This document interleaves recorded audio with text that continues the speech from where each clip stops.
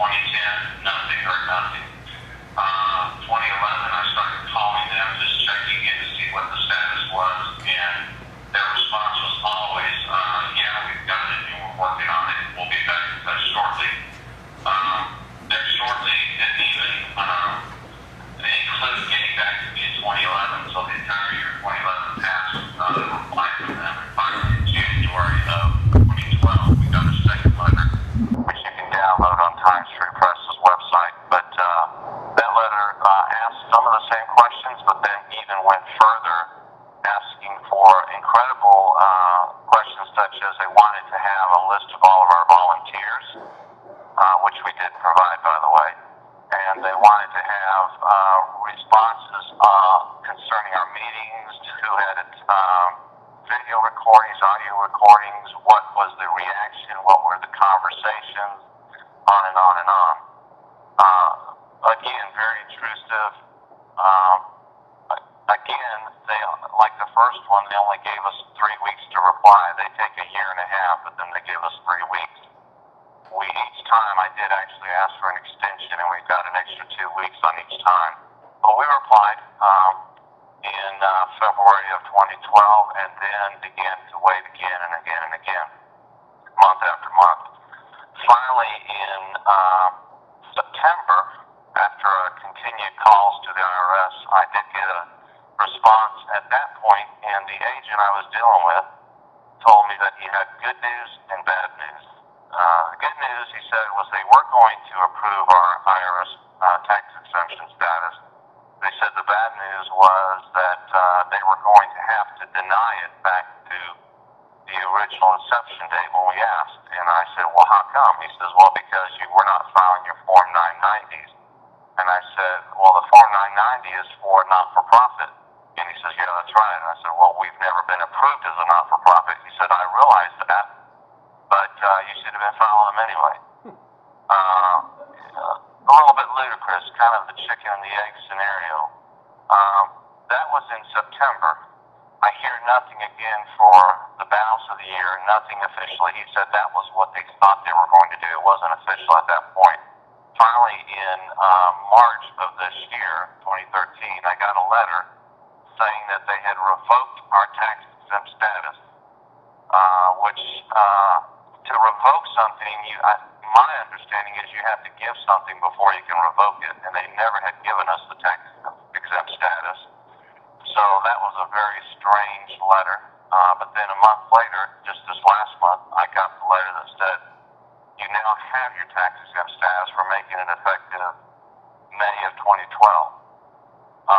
And so officially we became a tax-exempt entity at the receipt of that letter, but it went back to only May 2012.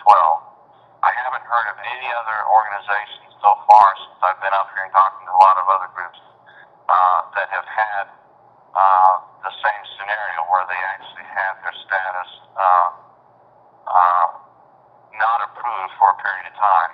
A number of organizations are still waiting.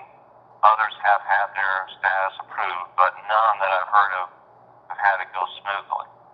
So that's kind of the quick summary of what we've gone through. I did want to give you a quick update. I did not plan on being here this week. We just got an invitation to come up here 2 days ago, and excited and honored to be here. But Tea Party Patriots offered to bring a number of groups that had had these situations happen to them up to D.C. for the press conference today with Michelle Bachmann had orchestrated. And it was a great press conference. All of the media were there. Many different TV, news, cable, various reporting outlets. But after Michelle Bachmann spoke, we had some of our heroes. This first one wouldn't fall into that category, but Senator McConnell did speak. But after him, Rand Paul spoke, and Ted Cruz, and we were just really pleased to have them there, showing their support for what's going on here. Several of the groups did speak, but it was a great press conference. We met with the ACLJ. Many of you may know who that is. That's Jay Sekulows' on justice. We met with them. They are actually representing a number of Tea Party groups, and it's my recommendation that we also align with that group. They are planning to file a lawsuit against the IRS on Monday with all of the Tea Party groups that they represent, and we spent some time with them today talking about that. We also were able to meet with Congressman Darrell Issa in a small closed-door meeting with him. Spent about 30 minutes, 40 minutes with him and his group and team, and they are very committed to holding hearings and getting to the bottom of this. In fact, they hold their first hearings next Wednesday. But tomorrow morning we will be attending the first committee hearing within the Ways and Means hearings, and I think you probably have seen the report that he now soon to be terminated, or was he resigning? I think the report was actually that he was resigning, even though Obama takes credit for terminating him. He was resigning anyway, but he'll be testifying at the hearing in the morning. So that's really where we're at as far as some of the details. From my perspective, I hope what this will do, though, is not just be a situation that people look at as a Tea Party issue, but really more importantly, this is an American issue. As each of you, I'm sure, can see that this is a bully tactic. This is not a few rogue employees that have gone awry. I would venture to say this is an entire rogue agency that's gone awry.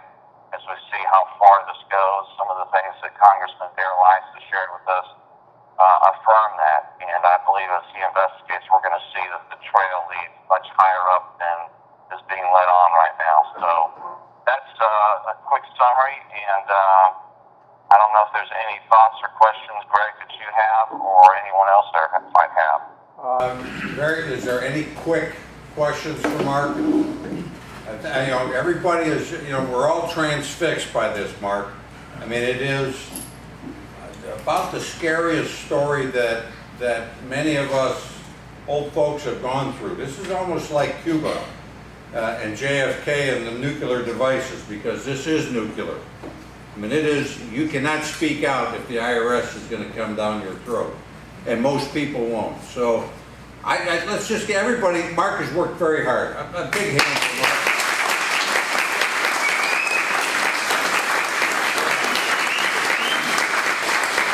You have a question in the back? Yeah, asking if you think someone's going to jail. What's that? Asking if you think someone's going to jail. Yeah, they just wanted, hopefully somebody will go to jail. I saw that coming from Rand Paul today. This is really, this is about, Watergate was nothing. They broke into a room, took some stuff. Yeah, this affects everybody. Mark, do you have anything left? Anything else to say? Because we were having a very good time till you called. Well, I know. I'm sorry to depress everyone, but to be honest with you, I think this is an issue that each one of you can be ambassadors on this issue. Ambassadors to your neighbors, to your friends, to your coworkers, to your families, to help them understand the importance of this issue. If the Obama administration can do this to Tea Party members, and as we're seeing a much wider group than just strictly the Tea Party members, then they can do it to the next administration, can do it to progressives. There was one other thing that I wanted to mention. I failed to mention. Many of you know about Chattanooga Organized for Action, a group that is a radical left-wing, pro-Obama, Occupy Wall Street organization. That group actually incorporated 2 years after the Chattanooga Tea Party. And so in 2011, they incorporated and they filed for their not-for-profit status. And they were granted it within a year.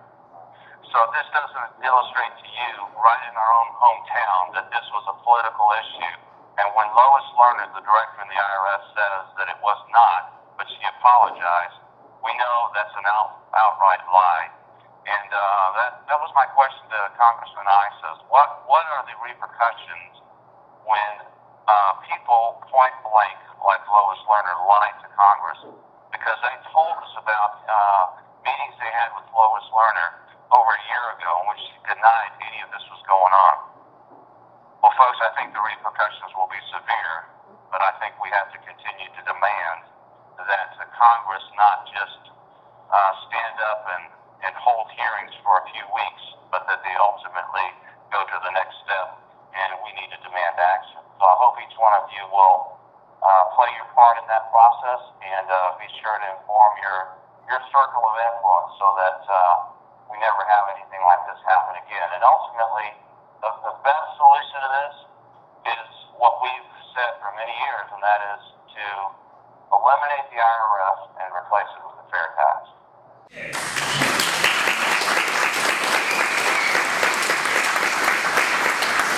Mark, just to play a little bit on what you said about the repercussions. People went to jail for a burglary. A president got impeached for a burglary that nobody got hurt on, only affected a few people. This affects everybody. And if you're not, it makes you afraid to speak up. And, I gotta hide.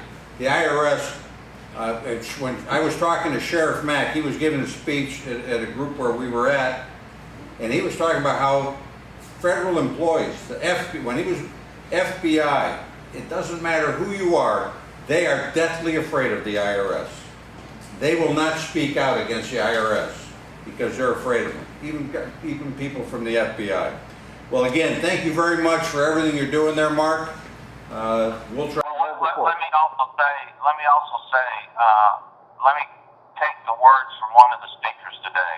And when he talked at the press conference, and he looked straight at the media, and he said, "Media, welcome back after 4.5 years of vacation." Yeah. And that would be my comment. The media is, last time I checked, the media are Americans too. And this is not just our country, it's their country. And I would say, to venture to challenge the media, that it is their responsibility to do some of the things that actually the Tea Party group has been doing and other Americans across this country. So we need to hold each of ourselves accountable. We don't mind being held accountable from the media, but we need the media to do their part too. And there's plenty of this been going on for some time. This was not just news on Friday. A year and a half, 13 months ago, the Senate, senators, including Lamar Alexander, Bob Corker, sent letters to the IRS demanding responses, and that was not a big story. And I ultimately hold the media responsible for not following up on this trail. So it's critical, folks, that we all do our part. This is our country, and this is our government, you and me. So I don't want to belabor the point. Thanks for letting me barge in on the meeting via phone call, and thanks for all each one of you are doing. All right, Mark, thank you very much.